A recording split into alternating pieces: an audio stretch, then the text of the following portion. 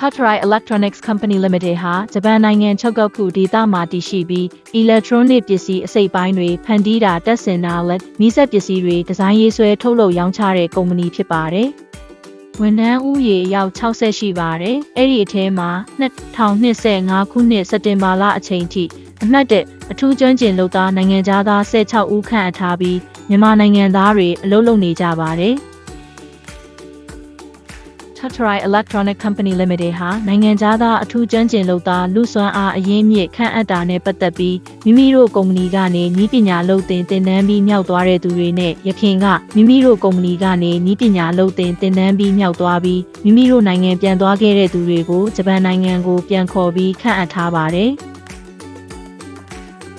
Totterai Electronic Company Limited မှာနိုင်ငံသားအထူးကျွမ်းကျင်လုပ်သားလူစွမ်းအားအရင်းမြစ်တွေဟာelectronic ပစ္စည်းစားကေပုတ်တက်ဆင်တဲ့လုပ်ငန်းမှာအဓိကအနေနဲ့တာဝန်ထမ်းဆောင်နေကြပါတယ်။နိုင်ငံသားအထူးကျွမ်းကျင်လုပ်သားလူစွမ်းအားအရင်းမြစ်တွေဟာနည်းပညာအလုပ်သင်သင်တန်းသားတွေနဲ့ရှင်ရင်စွမ်းရည်ပုံမြင့်တဲ့အလုပ်တွေမှာတာဝန်ထမ်းဆောင်နေကြပြီးနည်းပညာအလုပ်သင်သင်တန်းသားတွေကိုညွှန်ကြားပြသပေးတဲ့ခေါင်းဆောင်တာဝန်ကိုထမ်းဆောင်နေကြပါတယ်။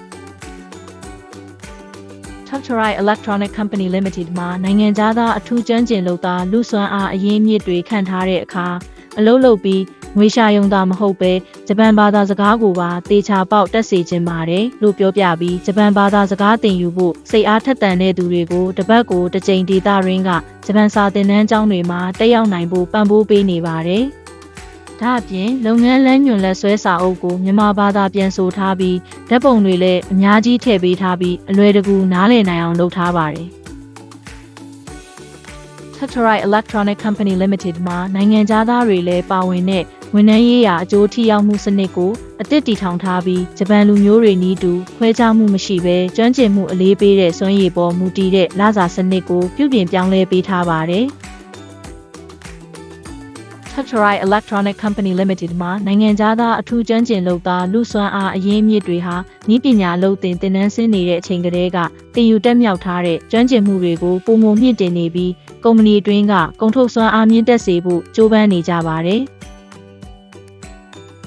ဒါအပြင်လူစွမ်းအားအရင်းမြစ်တွေကိုထိန်းထားဖို့ဆိုတာကခက်ခဲတဲ့အခြေအနေဖြစ်ပေမဲ့နိုင်ငံသားအထူးကျွမ်းကျင်လုပ်သားလူစွမ်းအားအရင်းမြစ်တွေခန့်အပ်ထားခြင်းအပြင်လူစွမ်းအားအရင်းမြစ်ကိုထိန်းထားနိုင်ပြီးအမှားစာအနံ့မှုလက်ခံစနစ်တည်ဆောက်နိုင်လာခဲ့ပါတယ်။ပြီးတော့ကုမ္ပဏီအတွင်းရှင်သန်တက်ကြွမှုလည်းပုံမိုတိုးပွားလာပါတယ်။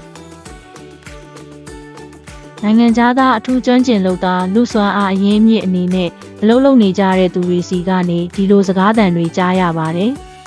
ဂျပန်မှာအလုပ်လုပ်နိုင်တဲ့ကာလတိုးလာတာကြောင့်အဆင်ပြေသွားသလိုတနာရီလုပ်အားကလည်းတိုးလာပါတယ်။အားလုံးကကျင်ကျင်နာနာနဲ့ဆက်ဆံပေးကြပါတယ်။ခုမြန်မာနိုင်ငံကလုပ်ဖော်ကိုင်ဘက်တွေလည်းရှိလို့အထီးကျန်တဲ့အချိန်တွေမှာတော့စ조사နိုင်ပါတယ်။နောက်ပြီးဂျပန်စာလေ့လာတာလည်းလုပ်နိုင်ပါတယ်။